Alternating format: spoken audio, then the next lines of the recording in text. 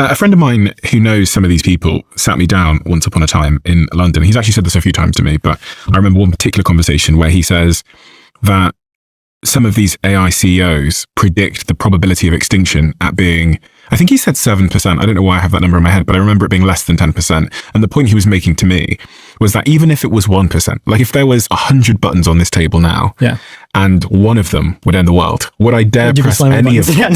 You know, no.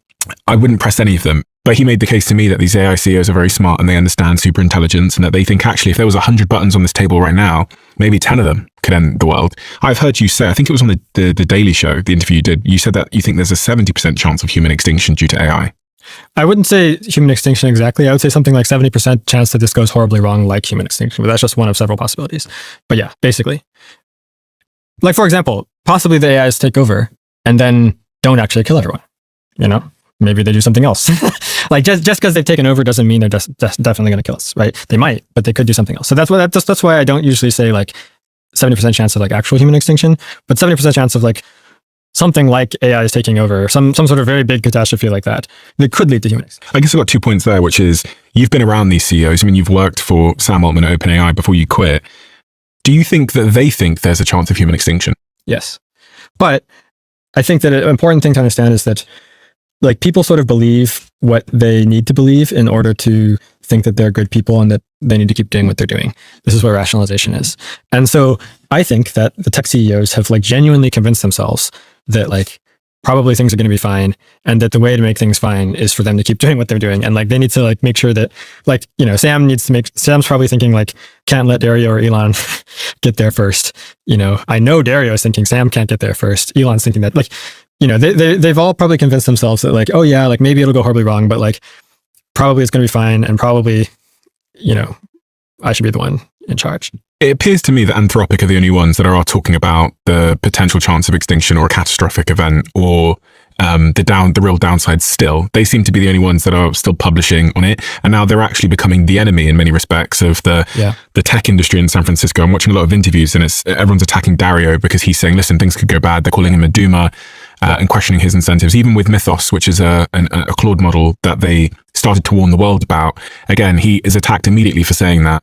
Yeah. My question is, do you see him as being slightly different from Sam in this regard? Yeah, I mean, it seems like Anthropic and Dario have been more willing to say and do things that are costly to their bottom line, at least in the last year or so. That's an example of it. Like, I don't think that really wins them favors in the administration or among their investors to say that type of thing. And, you know, a better example is just the whole fight between the Department of War and Anthropic was an example of them doing something that like cost them a lot of money, and even more importantly, cost them a lot of power for something like they could have just signed the contract, you know. That said, I really don't want to be in a situation where we're like, which CEO is the least bad CEO? Let's support that one. You know, like none of these people should be trusted with that much power, basically. Nobody should. Nobody should. Regardless. Yeah. So on this point of the buttons, you do believe that they think there's a credible chance of extinction? Yeah, but they've convinced themselves that like, it's probably fine. And also it'll be even worse if I'm not doing it, you know? Like that's what they'll say inside the companies too. Like the people will be like, okay, well, if we stop, what about the other guys? Like they're not going to stop, you know? Yeah, this has always been why I've had this outstanding question, which is how does this not go bad when human incentives seem to rule the day when you look at history, and all of the human incentives are saying, well, if you're damned if you do, i.e. you're damned if you carry on developing these bigger and bigger AI brains, but you're also then damned if you don't from a geographical perspective, because the United States will lose to that country, or this company will lose to that company. So when you just look at human incentives and goes, how does if just purely incentives and disincentives, how does this end? Well, it carries on going. Seems like it. I mean, there is a caveat to that, which is a hopeful caveat, which is that, first of all, if the world wakes up to all of this, then there can be a more serious conversation about regulation and international treaties and things like that. And that can change the incentives, right? So the government could come in and say, like, actually, here's some rules that you all have to follow. And because they're rules that you all have to follow, then you're not incentivized to like break them anymore, because you get punished if you break them, and everyone else is also following them too. And so, you know, it's fine. So there is that sort of like ray of hope that like we can change the incentives if the government, and especially the US government, but then later other countries act to change the incentives. But that's not going to happen until people sort of wake up to all of this. The second thing is that even individually, at some point, Dario or Sam or Elon might realize that like, actually it's like not even in their own interest to keep racing unilaterally. And the problem with that is it's only if it gets extremely obvious and extremely dire. So like in AI 2027, in that scenario, there's this choice point that I mentioned. And in one case, the AIs are misaligned. In the other case, the AIs are aligned. At that choice point, we have like one branch that depicts the misalignment ending and one branch that depicts like they slow down a bit and solve the alignment issues. The instigator for that choice point is they see some evidence that their AI might be misaligned and plotting against them, right? So if you actually see that evidence, then it's like, oh gosh, maybe we shouldn't put it in charge of everything and let it rip, because that evidence is staring us right in the face that it's untrustworthy, But if they don't see that sort of very clear evidence, then I think they're going to convince themselves that they need to keep going, But maybe they will see very clear evidence like that, in which case, even if we don't have regulation, they might just sort of voluntarily stop. So that's the second ray of hope. Like overall, I don't think that we're like definitely doomed, Like I said, 70%, but like I could see it working out pretty well as well. What about jobs? Yeah. So I think I'm excited to at some point get into the new thing, which is the more optimistic, positive vision. And that will have a lot to say about this, because in the prediction, in AI 2027, by the time everyone loses their jobs, there are worse things happening, or like it's kind of like too late by that point. But yes, like just think about it. If the companies do manage to build super intelligence, then by definition, they're going to be able to take almost all the jobs or all the jobs, right? Because it's better, faster, cheaper than the best humans at everything. And that, again, the timeline is by the end of sort of 2030, you think superintelligence might arrive. I'm trying to think about when we can start to see job displacement in the economy. We're already starting to see a little bit of it now, but not very much. Why? Because the AIs aren't good enough yet. Like they're impressive, but they're not just a drop-in replacement for a human worker in almost any field. And do you think that'll be sudden? I think it'll be sudden because of the intelligence explosion dynamics or recursive self-improvement dynamics. So you could imagine a different world where it's gradual. And this is maybe how it is in a lot of science fiction is, the AIs gradually get better at a bunch of things, and, they gradually automate like this one industry, like pharma, and then they automate like, steering drones, then they automate like driving cars or something like that. But what's different about the real world is that the companies have converged on this strategy of automating themselves first, automating the AI research process. And so if they're allowed to continue with this strategy, we're not going to see like, the robo-taxis and like the plumber robots and, the lawyer AIs. We're not going to see that sort of like broad diffusion of AI into the economy happening first, because that's not what they're focusing on first. They're focusing on automating themselves, automating their own research so that they can do everything that they're doing faster. And they want that to sort of get going and get to, very high levels of intelligence, very high levels of general intelligence, and then deploy more out into the economy, right? So by the time it's actually coming for like all these different jobs, they will have had fully autonomous AI research happening for months, maybe years, And that means that like the AIs will be vastly superhuman at AI research and probably also vastly superhuman at lots of other things, just as a side effect, If you're wondering what this looks like, well, we wrote about what it looks like. It's sort of like this wave smashing through the economy after they do the intelligence explosion internally. What I'm hearing there is that because the AI will be able to improve itself and train itself, it will be getting better at everything at once, and then it will be released at kind of once. Is that accurate? But it's not even exactly that, because even if it's mostly just getting better at the things that it's doing, like research, that'll have some spillover effects to other skills as well. And then when it turns to focusing on those other skills, it'll be able to do them very fast. So what jobs remain in such a scenario, do you think? I think that's actually a political question, not a technical question. Because on a technical level, all the jobs can be done by the AIs if they've reached that level. And so it's a question of what jobs are allowed for them to do. And what kind of jobs wouldn't be allowed, do you think? That depends on who's in charge. So there'd be some sort of political conversation about like what we're going to allow and disallow. I mean, in this scenario, the humans are still controlling them, the AIs. Depends on what you mean by control, right? So do the AIs actually have the goals and values that you want them to have? And are they going to robustly do that and behave as intended into the future?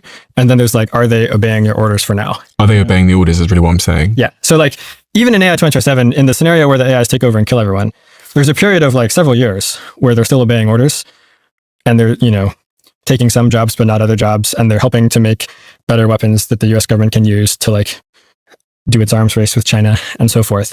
And that's why they're able to get so much power so quickly, is because the government and the corporations and so forth trust them and is deliberately deploying them into all of these positions because it thinks that things are fine.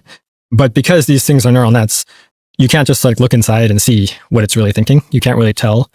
I think this is a really important point, because unlike software where we can look at the code and see what's going on theoretically, with AI, you're saying that we don't know why it's making the decisions that it's making because we can't get inside. One note of optimism is that it doesn't necessarily have to be that way. Like there's a subfield of machine learning called mechanistic interpretability, and a broader subfield called interpretability more generally, that's trying to solve that problem and trying to take these trained artificial neural nets and piece them apart and understand like how the information is flowing and how the decisions are being made, so to speak.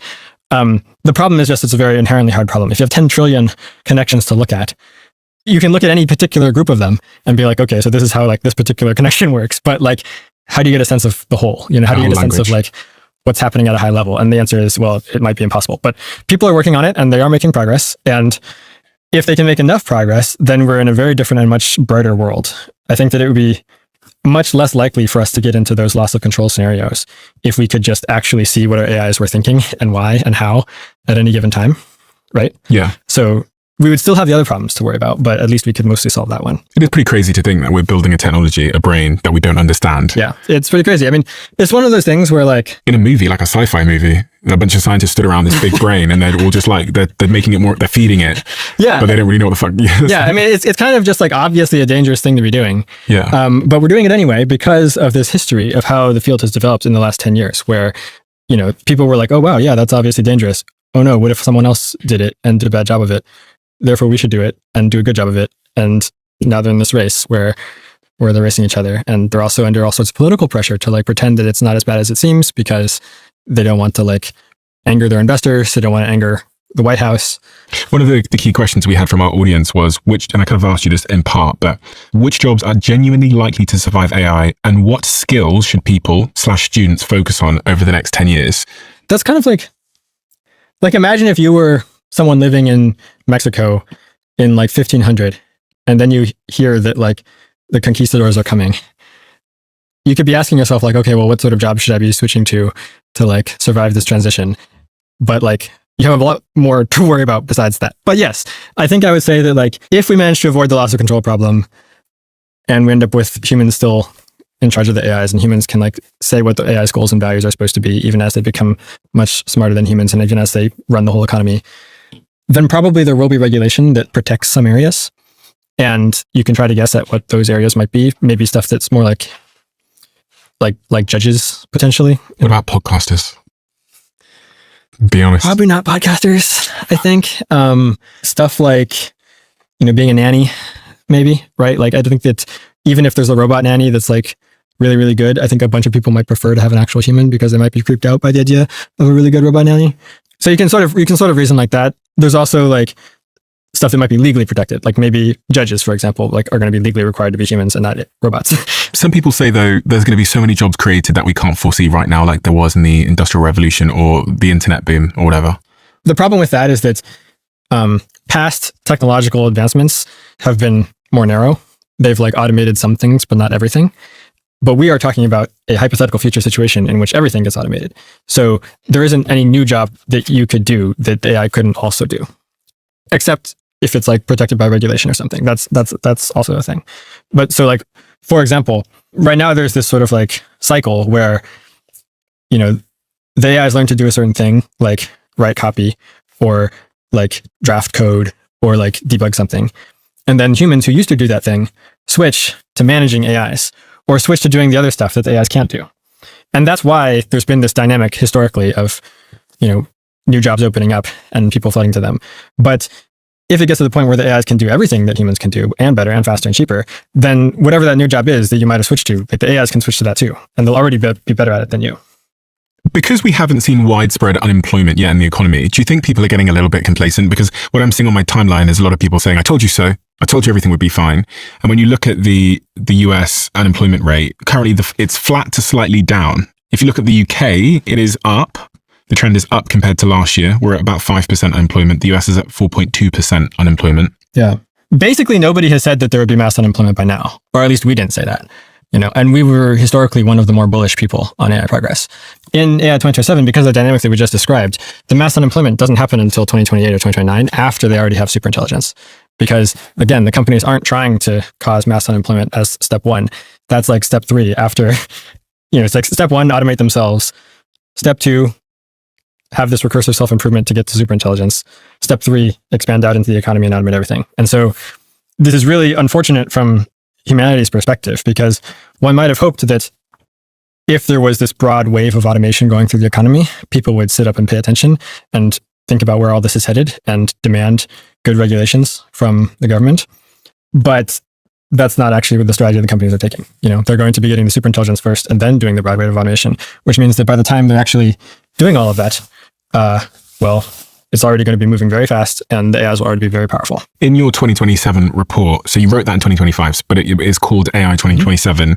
You said that in mid-2025, we'd have the autonomous employee, which is sort of like AI agents taking instructions over Slack or Teams.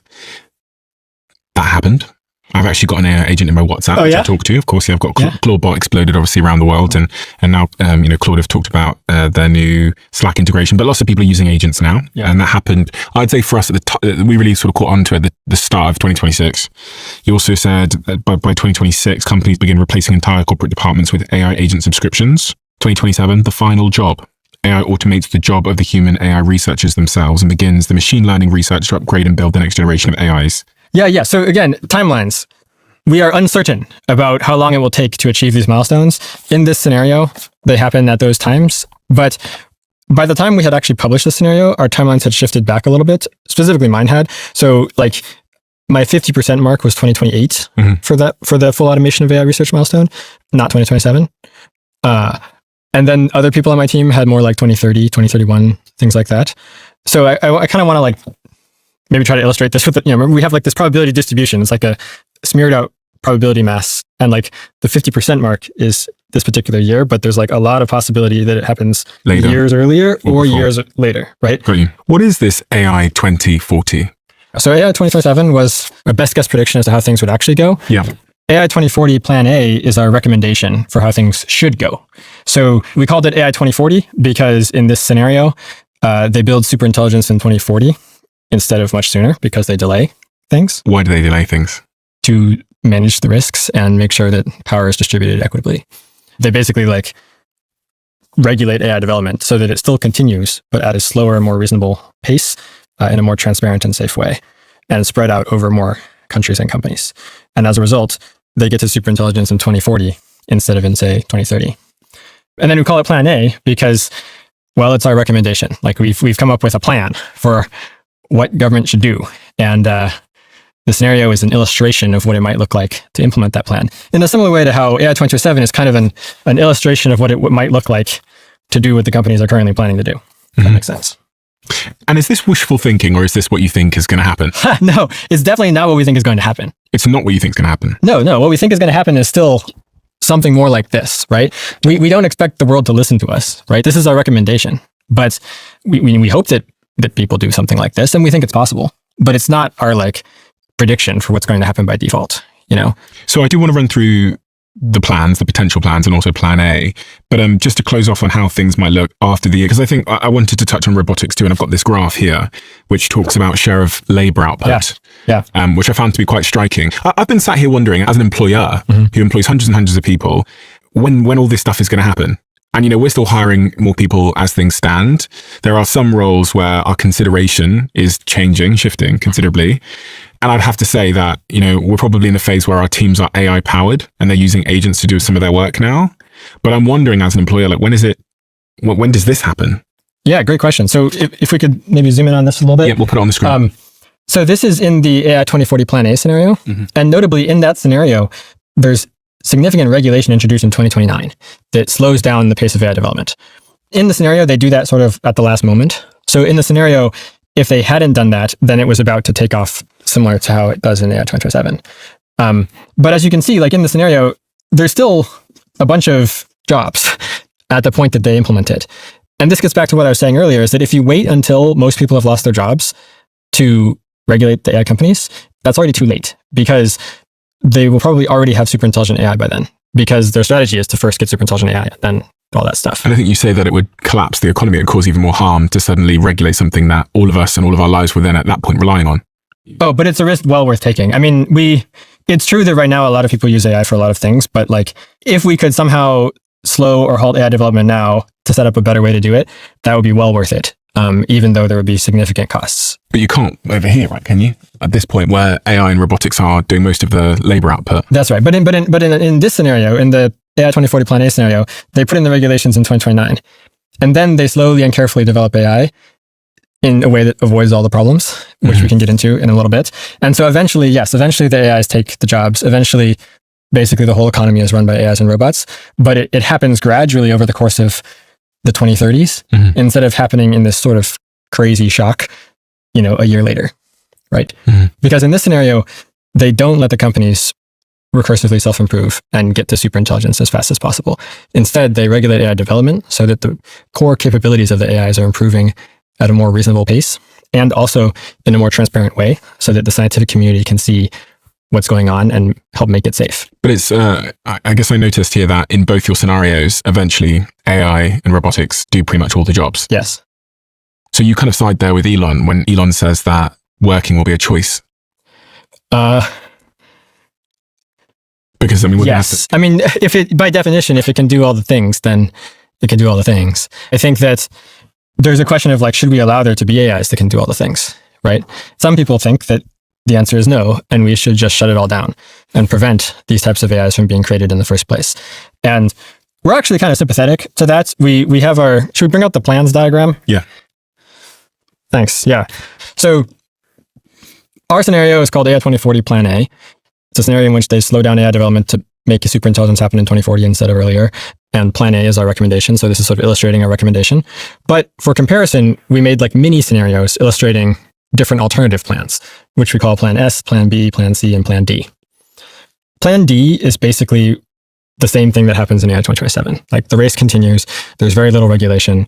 You can read about that in AI 2027. Plan C, also very similar to what happens in the slowdown ending of AI 2027, where they solve the alignment problems. So in that ending, they like slow down a little bit, pivot more resources to AI alignment and AI safety research, get lucky and succeed. And now they have aligned AIs.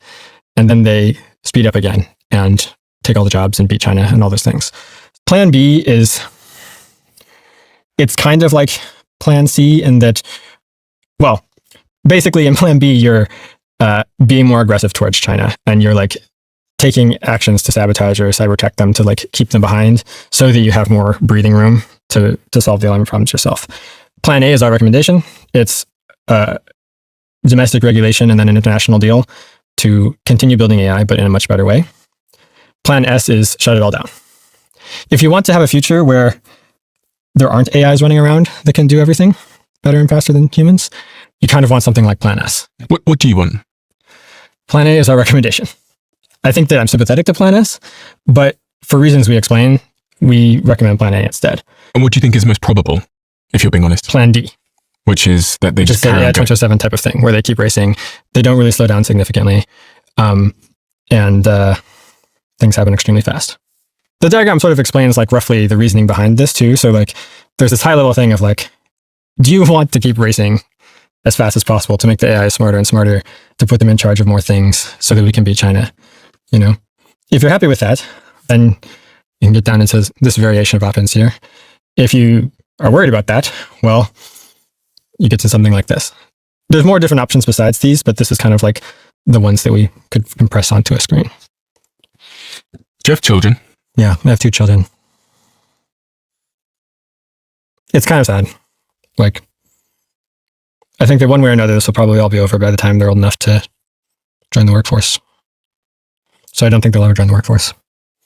When you say this will be all over by the time they join what do you mean by this will be all over? So these milestones that I described, like AI is automating the AI research, AI is getting super intelligent, AI is then exploding out into the economy, taking the jobs, building robot factories to build more robots, to build more factories, etc. GDP starting to go vertical. That sort of thing is what I mean. Like all of those events transpiring. Maybe there's like 10, 20% chance or something that hits a wall and none of this comes to pass, even if you don't do anything. How old's your oldest? 6. 6. Boy, girl? Girl. Girl. So your daughter comes to you and says, Dad, what shall I study in school? I mean, again, like if these radical transformations happen, then the world would just look completely different. And what sort of jobs you set yourself up for basically won't matter that much, probably. I would say that the thing to do is, well, A, try to make it actually go well. Like if you can exert any influence at all on history and how this all develops, you should be trying very hard to steer the future in better directions.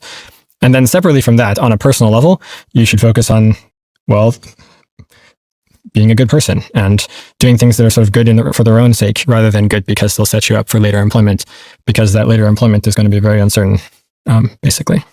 Elon talks about this age of abundance we're heading towards. Age of abundance. There'll definitely be abundance. The question is, who controls the abundance and what do they do with it, right? Are the AIs controlled by anyone or are they doing their own thing? And then if they are controlled by people, who controls them and what do they do? And what's the sort of like political structure governing how they make those decisions? I think it was Geoffrey Hinton that said to me, he said, there's no example in nature where a more intelligent species has less control than a less intelligent species, thus saying that we're quite arrogant to think that in a world where there's this artificial brain that's a gazillion times the size of mine, that I'm going to give it orders. Yeah. I mean, that's the thing is I think it's like, that should be our default assumption, is that like, well, there's these brains. We can't see exactly what they're thinking. We're going to make them smarter than us and put them in charge of everything. And then we're going to give them bodies. Yeah. And then they're going to be autonomously building new factories and so forth. And like, how is this supposed to end well again? Like, isn't this just exactly like us picking a new species that's then going to outcompete us when it doesn't need us anymore? Like, I think that is just the default trajectory.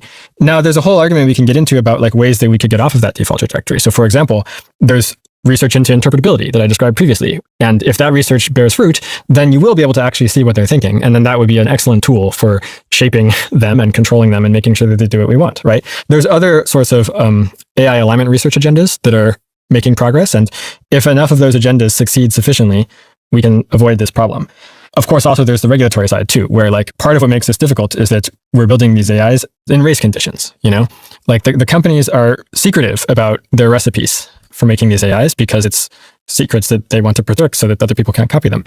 And so a lot of it is happening, you know, behind closed doors. Only a few people can really see the recipes that they're using to train these AIs and so forth. And then oftentimes when the AIs behave in unexpected ways or even just like blatantly misaligned ways, sometimes that information doesn't really flow out to the public because the companies are not really incentivized to tell everyone about how they messed up and how their AI is evil. It's just not very conducive to scientific progress on these issues. If the regulatory system was different, then perhaps we could be in a better situation, make faster progress. Also, of course, we wouldn't be planning to put these AIs in charge of everything as fast as possible. And we wouldn't be planning to like let them self-improve, you know, like these are choices that we could not make, you know. Xin chào mọi người. Chào mừng các bạn. I don't speak Vietnamese, but this show can because of AI video technology from our sponsor, HeyGen. I get messages every single week from those of you listening to the Diary of a CEO all around the world, and you express how much impact it's had on you and your life. And if that's true, then those conversations should only reach people in English. HeyGen can take one recording of me and deliver it in any language while keeping my voice, timing, and expressions intact. But you don't need a studio like this to make it work for you. Record 15 seconds of yourself and get an AI avatar that delivers studio quality video in over 175 languages. We're up to 20 languages now, and we're not the only ones using it. HeyGen is already used by 30 million people, including 85% of the Fortune 100. Whether you're building an audience on social media, launching an online course, or rolling out training across your team, check out HeyGen now. Your first 3 videos are totally free at heygen.com/DOAC. That's HEYGEN.com/DOAC. See you there. Ilya was, as you said, he was one of the leaders at OpenAI, and he left and he started his own company now, Safe Superintelligence. Very curious name of a company, Safe Superintelligence, after leaving OpenAI. Yeah. Did you ever get to work with him? I wasn't directly working with him. I had a couple chats with him. Do you think he's genuinely concerned as well? I think he is, but I think he's similar to these other CEOs where, I mean, just think about the sort of incentives that they're under, right? Like they can sort of see the problem and then they can be like, okay, but like if I quit my job or do something else, that's not going to solve the problem because the other CEOs are going to keep going. And even if all of us didn't go, then maybe China would keep going. So like, man, it seems like this is just going to happen one way or another, whether I do anything about it or not. I guess I should be involved, and like maybe I can make it go well. And at any rate, like I don't want to be out in the cold while these other people I don't trust are in charge of everything. So they all sort of like reason through all of this and then convince themselves that like the thing to do is for them to build it and to do it better. And I think Ilya is just the latest example of this. Elon's another example. Dario's another example. Arguably OpenAI at the beginning, Sam was an example, although like Elon and Dario were at OpenAI early on. So